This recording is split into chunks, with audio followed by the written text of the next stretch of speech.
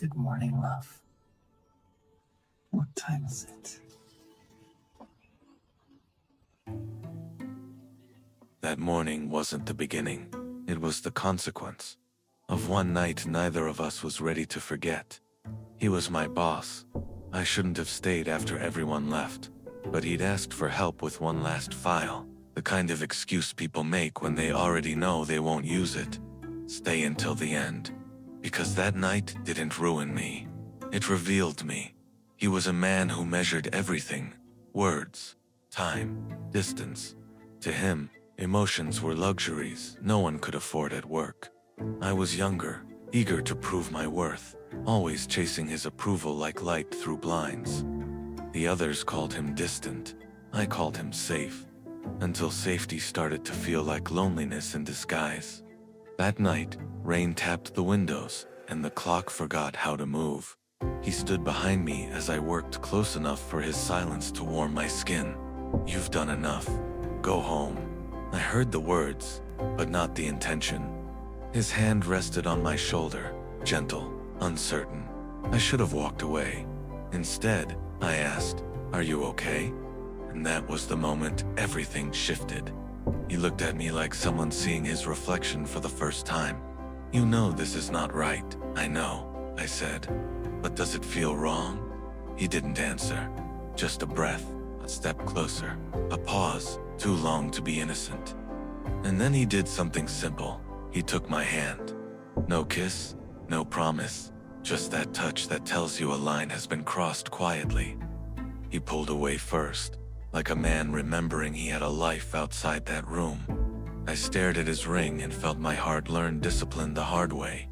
We talked about nothing: weather, deadlines, the safe things. But every word was a cover for everything we weren't saying. Before I left, he walked me to the elevator.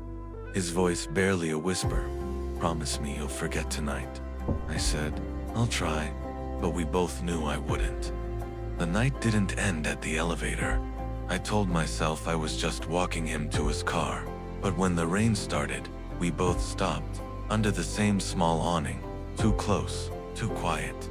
He reached out, almost to move a strand of hair from my face, but his hand stayed there, like he'd forgotten why he lifted it. We didn't speak, just the rain, the way it blurred everything that could have stopped us. And then, somehow, we were inside his apartment. His silence, both of us pretending the world would understand. There were no promises, no plans, just warmth, and the quiet truth that sometimes love doesn't wait for permission. Now, when I think of him, it's always the morning light first, the moment we pretended we were allowed to breathe. We never spoke again about that night. Yet somehow, every time he passed my desk, he'd find a reason to stop. A question, a paper, a glance that lasted too long. We both pretended to move on. Maybe we did, but a part of me still lives in that pause between his words and mine. I used to think love was meant to end with certainty. Now I think it just needs to end with kindness. He was my boss. One night changed everything. Not because we fell from grace, but because we found a grace neither of us expected. Maybe love doesn't always stay. Sometimes it just leaves you better than it found you. If this story resonated with you, subscribe for more just like it. And I would love to know, have you ever found a connection in a totally unexpected place? Share your story in the comments below. Thank you for staying with me until the end.